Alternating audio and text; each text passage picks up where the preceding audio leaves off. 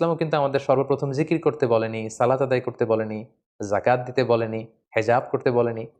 ইসলাম সর্বপ্রথম আমাদেরকে যে বিষয়ে উদ্বুদ্ধ করেছে সেটা হচ্ছে জ্ঞান অর্জনের প্রতি আমাদেরকে উৎসাহিত করেছে, লার্নিং এর প্রতি উৎসাহিত করেছে, স্টাডি করা, রিসার্চ করা, এগুলোর ব্যাপারে উৎসাহিত করেছে। এবং এটার একটা ইন্সপায়ারেশন কিন্তু আমরা সৈয়দনা ইদ্রিস আলাইহিস সালামের জীবনী থেকে পাই। ইদ্রিস আলাইহিস সালাম পবিত্র কালামুল্লাহ মাজিদে বর্ণিত 25 জন নবীর মধ্য থেকে ইদ্রিস আলাইহিস সালাম অন্যতম একজন নবী। পবিত্র কালামুল্লাহ মাজিদে খুব প্রেসাইজলি কেবলমাত্র 2টি সূরার 2টি আয়াতে আল্লাহ তাআলা ইদ্রিস আলাইহিস সালামের ব্যাপারে উল্লেখ করেছেন। যেমন সূরাত মারিয়ামে আল্লাহ তাআলা উল্লেখ করেছেন, ওয়াজকুর ফিল কিতাবি ইদ্রিস ইন্নাহু কানা সিদ্দীকান নাবিয়্যা ওয়া রাফা'নাহু মাকানান আলিয়্যা। অর্থাৎ হে নবী, আপনি কালামুল্লাহ মাজিদে কোরআনের ভেতর ইদ্রিসের কথা উল্লেখ করুন। নিশ্চয়ই তিনি ছিলেন সত্যবাদী একজন নবী এবং আমি তার সম্মানকে, মর্যাদাকে অনেক বেশি সুউচ্চ করেছি, আমি তাকে উচ্চ মর্যাদা দান করেছি। মারিয়ামের এই আয়াতটি ছাড়া সূরাতুল আম্বিয়ার আরও একটি আয়াতে আল্লাহ তাআলা সাইয়েদনা ইদ্রিস আলাইহিস সালামের কথা উল্লেখ করেছেন। সে আয়াতে কেবলমাত্র ওনার নামটি উল্লেখ করেছেন। আল্লাহ বলছেন, অন্যান্য নবীদের সাথে মিলিয়ে তিনি ইরশাদ করছেন, ওয়া ইসমাঈলা ওয়া ইদ্রিস ওয়া দাল কিফল কুল্লুম মিনাস সাবিরিন ওয়া আদখালনাহুম ফি রাহমাতিনা ইন্নাহুম মিনাস সালিহিন। অর্থাৎ ইসমাঈল, ইদ্রিস এবং যুল কিফল তারা প্রত্যেকেই ছিলেন ধৈর্যশীলদের অন্তর্ভুক্ত। তাদের প্রত্যেককে আমি আমার বিশেষ রহমত দিয়ে বেষ্টন করেছি এবং তারা ছিলেন সৎকর্ম পরায়ণশীলদের অন্তর্ভুক্ত ব্যক্তি। কালামুল্লাহ মাজিদের সূরাতু মারিয়াম এবং সূরাতু আম্বিয়ার এ দুটি আয়াত ছাড়া আর কোথাও সাইয়েদনা ইদ্রিস আলাইহিস সালামের ব্যাপারে উল্লেখ করা হয়নি। সুনানে নাসাইতে একটি সহিহ হাদিসেও আমরা ইদ্রিস আলাইহিস সালামের ব্যাপারে উল্লেখ দেখতে পাই, যেক্ষেত্রে উল্লেখ হয়েছে যে আল্লাহ রাসূল সাল্লাল্লাহু আলাইহি ওয়াসাল্লাম যখন মেরাজে গিয়েছিলেন, আমরা জানি মেরাজ রজনীতে 7টি আকাশে 7টি স্তরে তিনি 7 জন নবীর সাথে সাক্ষাৎ করেছিলেন। সেখানে তিনি চতুর্থ আসমানে সাইয়েদনা ইদ্রিস আলাইহিস সালামের সাথে সাক্ষাৎ করেছিলেন।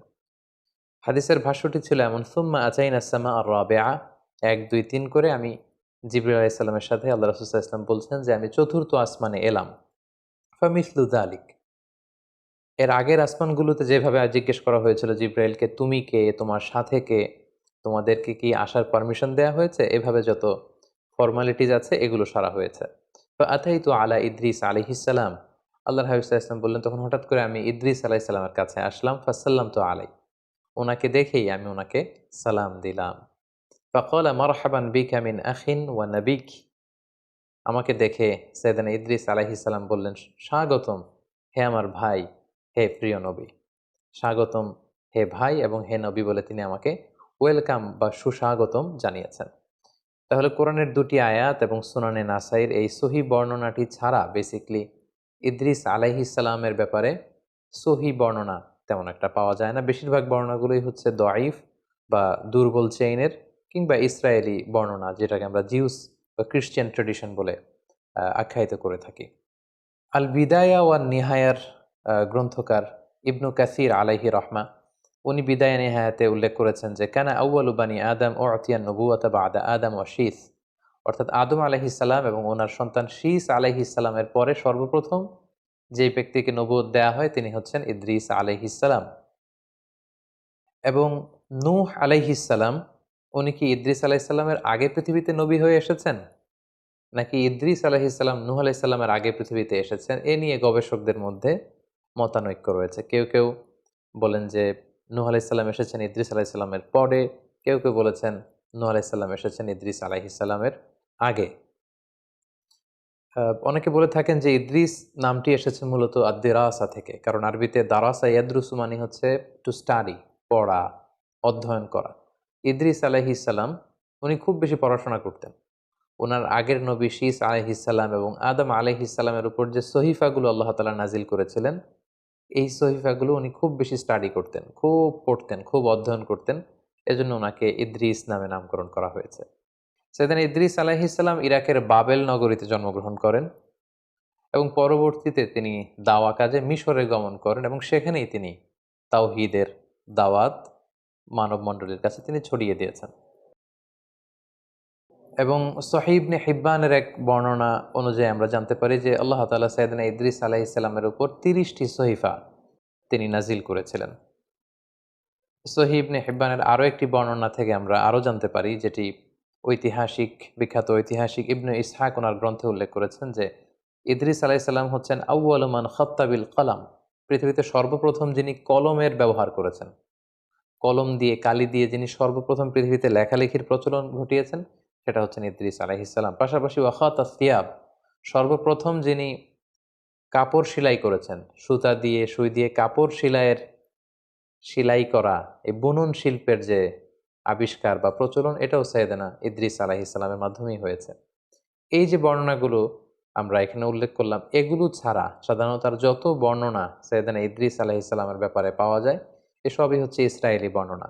বিশেষ করে ওয়ারাফা'নাহু মাকানান আলিয়্যা, আমি ইদ্রিসের মর্যাদাকে অনেক বাড়িয়েছি, অনেক সুউচ্চ মর্যাদার আসনে তাকে আমি আসীন করেছি। এ আয়াতের বর্ণনায় অনেক ইসরায়েলি এ আয়াতের ব্যাখ্যায় অনেক ইসরায়েলি বর্ণনা পাওয়া যায় যে ইদ্রিস আলাইহিসসালাম ও ঈসা আলাইহিসসালামের মতো জীবদ্দশায় ওনাকে আল্লাহ তাআলা আকাশে নিয়ে গিয়েছিলেন। একজন ফেরেশতার পাখায় ভর করে তিনি আকাশে চলে গিয়েছিলেন, এবং সেই আকাশে বা জান্নাতে ওনার ইন্তেকাল হয়েছে, এই পৃথিবীতে তিনি ইন্তেকাল করেননি। এই বর্ণনাগুলো আসলে কোনো ইসলামিক ট্রেডিশন থেকে আমরা পাই না, এগুলো ইসরায়েলি বর্ণনা থেকে আমরা পাই। ফলে ইদ্রিস আলাইহিসসালামের এই জীবন কাহিনী যখন আমরা বর্ণনা করব, এক্ষেত্রে ইসরায়েলি বর্ণনার ভূমিকা ইসলামে কতটুকু, এবং ইসরায়েলি বর্ণনা এটাকে গ্রহণ করা যাবে কি যাবে না, এ ব্যাপারে ইসলামী শরিয়ার হুকুম কি, এই বিষয়টি আমাদের কাছে স্পষ্ট হতে হবে সম্মানিত সুধী। এ পর্যায়ে আমরা হুকমুল ইসরাইলিয়াত, ইসরায়েলি যে বর্ণনাগুলো আছে, যেগুলো বাইবেলে আছে, ওল্ড টেস্টামেন্টে আছে, বা যেটাকে আমরা তালমুদ বলছি, অর্থাৎ ইহুদি এবং খ্রিস্টানদের যে বর্ণনাগুলো, সেগুলোর ব্যাপারে আমাদের ভূমিকা কি হবে। যেমন কোরআন হচ্ছে আমাদের কিতাব, আর আল্লাহ রাসূল সাল্লাল্লাহু আলাইহি ওয়াসাল্লামের বর্ণিত কথাগুলোকে আমরা হাদিস বলছি। আমাদের আগে ইহুদি খ্রিস্টানদের অনেক নবী পৃথিবীতে এসেছিলেন, তাদের কাছে যে কিতাবগুলো এসেছিল, আল্লাহর পাঠানো কিতাব, এবং সে সমস্ত রসুলরা যে সমস্ত কথাগুলো বলেছেন, তাদের নবীর যে হাদিস, এগুলোই বেসিকলি ইসরায়েলি বর্ণনা। ইসরায়েলি বর্ণনার ক্ষেত্রে খুব সোজাসাপটা তিনটি কথা। এক নম্বর কথা হচ্ছে, ইসরায়েলি বর্ণনার ক্ষেত্রে যদি কোরআন এবং সুন্নাহ সেই ব্যাপারটিকে অনুমোদন করে, সেটাকে সাব্যস্ত করে, সেটাকে সাপোর্ট করে, তাহলে সে সমস্ত ইসরায়েলি বর্ণনা নেওয়া যাবে, সেটাকে গ্রহণ করাতে কোনো সমস্যা নেই, এটা মাকবুল। দুই নম্বর কথা হচ্ছে, ইসরায়েলে যে সমস্ত বর্ণনার বিপরীত বর্ণনা কোরআনে পাওয়া যায়, অথবা কোরআন এবং সুন্নাহ ইসরায়েলি বর্ণনার যে তথ্য, এই তথ্যকে অপোজ করছে, এটাকে অস্বীকার করছে, বরং তার ভিন্নধর্মী বর্ণনা কোরআন এবং সুন্নায় পাওয়া যাচ্ছে, সেক্ষেত্রে ইসরায়েলি বর্ণনাকে রিজেক্ট করতে হবে, এটাকে অ্যাকসেপ্ট করা যাবে না। তাহলে প্রথম হচ্ছে, ইসরায়েলি বর্ণনার যে তথ্যগুলোকে কোরআন সুন্নাহ সাপোর্ট করে, সেটা মাকবুল, সেটা গ্রহণযোগ্য, এটা গ্রহণ করা যাবে। দ্বিতীয়ত, ইসরায়েলি বর্ণনার কোনো তথ্যের বিপরীত বর্ণনা যদি কোরআন সুন্নায় পাওয়া যায়, সেক্ষেত্রে কোরআন সুন্নাহকে গ্রহণ করতে হবে, ইসরায়েলি বর্ণনা সেটা হচ্ছে মারদুদ, প্রত্যাখ্যাত, রিজেক্টেড। তিন নম্বর হচ্ছে, ইসরায়েলি কোনো বর্ণনায় যদি এমন কোনো কথা বা এমন কোনো তথ্য, এডিশনাল ইনফরমেশন পাওয়া যায়, যেটার ব্যাপারে কোরআন সুন্নায় কিছুই বলা হয়নি, হ্যাঁও বলা হয়নি, নাও বলা হয়নি, এটাকে সাপোর্টও করা হয়নি, এটাকে অপোজও করা হয়নি, সেক্ষেত্রে আল্লাহ রাসূল সাল্লাল্লাহু আলাইহি ওয়াসাল্লাম বলেছেন, হাদ্দিসু আন বানি ইসরাঈল ওয়ালা হারাজ, তোমরা চাইলে বনি ইসরায়েলের এই বর্ণনাগুলোকে তোমরা বর্ণনা করতে পারো, এতে কোনো সমস্যা নেই। তো সেক্ষেত্রে আমরা তাসদীক এবং তাকযীব কোনোটাই করতে পারবো না।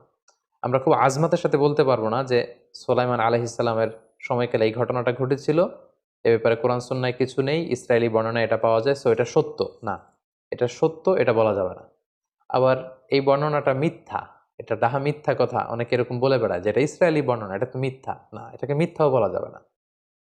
কোরআন সুন্নাহ সাপোর্টও করেনি, কোরআন সুন্নাহ রিজেক্টও করেনি, এরকম কোনো এডিশনাল ইনফরমেশন যদি ইসরায়েলি বর্ণনায় পাওয়া যায়, অর্থাৎ ইহুদি এবং খ্রিস্টানদের যে সোর্স, তাদের যে কিতাব বা তাদের যে হাদিস, সেখান থেকে যদি পাওয়া যায় এডিশনাল কোনো ইনফরমেশন, সেটাকে তাসদীক তাকযীব, অর্থাৎ এটাকে গ্রহণ বর্জন কোনোটাই করা যাবে না, জাস্ট বর্ণনা করা যাবে।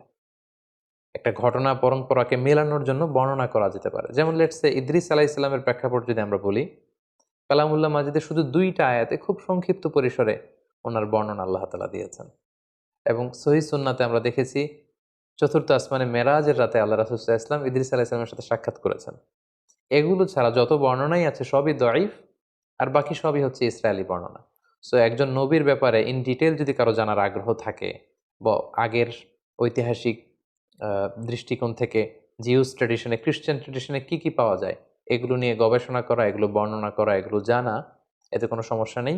কিন্তু এডিশনাল ইনফরমেশনগুলোর ক্ষেত্রে ইসরায়েলি বর্ণনার কোনো এডিশনাল তথ্য যদি আমরা নেই, সেটা সত্য কি মিথ্যা খুব কনফিডেন্সের সাথে এটা কোনোটাই বলার সুযোগ নেই। প্রয়োজনের খাতিরে জানার জন্য কৌতূহলবশত আমরা সেগুলো বর্ণনা করতে পারি। এবং মানুষ মাত্রই কৌতূহলী আমরা জানি, যাদের অনুসন্ধিৎসু মাইন্ড আছে, খুব কিউরিয়াস, জানতে মনে চায় যে কি হয়েছিল, কোথায় এসেছিলেন, তার জীবন পরিক্রমায় কি কি ঘটেছিল, তারা ইসরায়েলি বর্ণনা বাইবেল থেকে এগুলো আমরা জানতে পারি। কারণ বাইবেলের সব কিছুই যে তারা ডিস্ট্রয় করে ফেলেছে, মানে এন্টায়ার বাইবেলে যে তারা করাপ্ট করে ফেলেছে এমনটা না। বাইবেলের অনেক কিছু আছে শুদ্ধ, আবার অনেক কিছুকে তারা কারাপ্টেড করেছে। তো সেক্ষেত্রে এডিশনাল ইনফরমেশনগুলো নেয়ার ক্ষেত্রে, যেটা কোরআনেও নেই সুন্নাতে নেই, আমরা চাইলে বর্ণনা করতে পারবো, আমাদের কৌতূহলকে নিবারণ করতে পারবো, কিন্তু হুটহাট করে এটা বলতে পারবো না যে এটা সত্য কিংবা এটা মিথ্যা। আমাদের মধ্যে একটা প্রবণতা আছে, অনেকে যেটা মনে করেন, কোনো ইসরায়েলি বর্ণনা শুনলেই তারা বলে থাকেন যে এটা বানোয়াট হাদিস, এটা জাল হাদিস। এটা আসলে এক ধরনের অজ্ঞতা, কারণ এটা তো হাদিসই না, এটা তো আল্লাহ রাসূল সাল্লাল্লাহু আলাইহি ওয়াসাল্লামের কথা নন, আল্লাহ রাসূল সাল্লাল্লাহু আলাইহি ওয়াসাল্লাম তো এটা বলেননি। ফলে এটা জাল হাদিস বা বানোয়াট হাদিস বলার সুযোগ নেই, কারণ এটা হাদিসই নয়, এটা আল্লাহ রাসূল সাল্লাল্লাহু আলাইহি ওয়াসাল্লাম বলেননি, এটা ওনার কথা নয়, বরং এটা হচ্ছে ইসরায়েলি ট্রেডিশন। তাহলে খুব সংক্ষেপে আমরা এটা বলবো যে ইসরায়েলি বর্ণনা যদি কোরআন সুন্নাহ দ্বারা সাপোর্টেড হয় আমরা গ্রহণ করব, যদি রিজেক্ট করা হয় এটাকে বর্জন করব।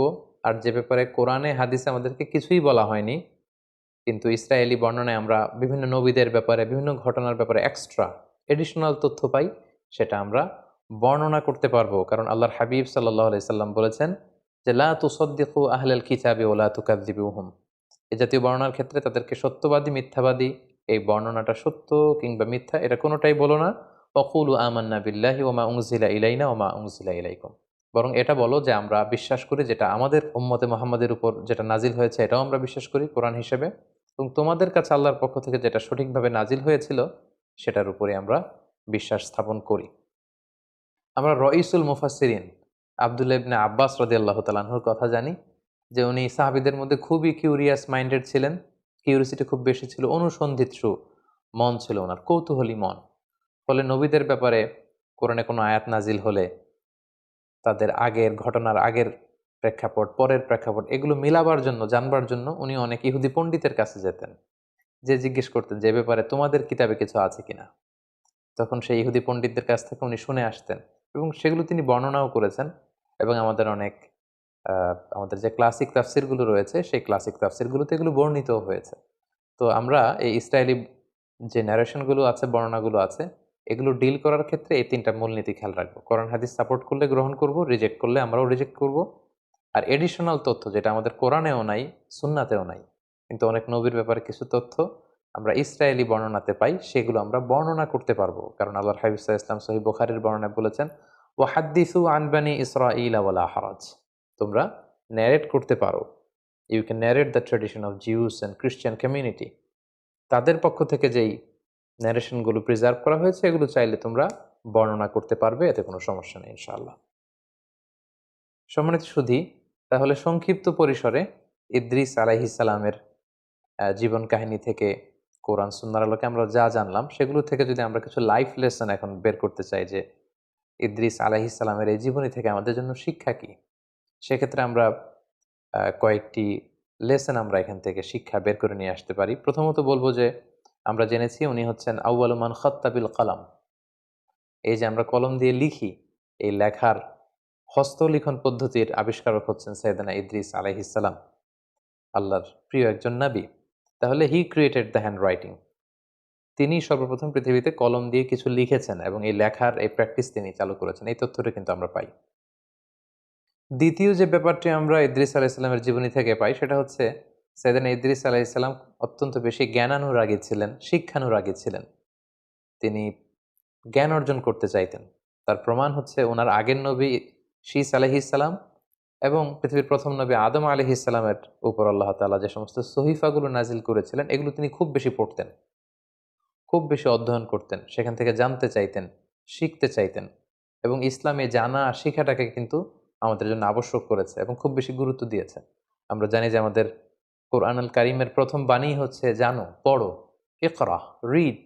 In the name of your lord who has created, পড়ো তোমার প্রভুর নামে যিনি তোমায় শিক্ষা দিয়েছেন।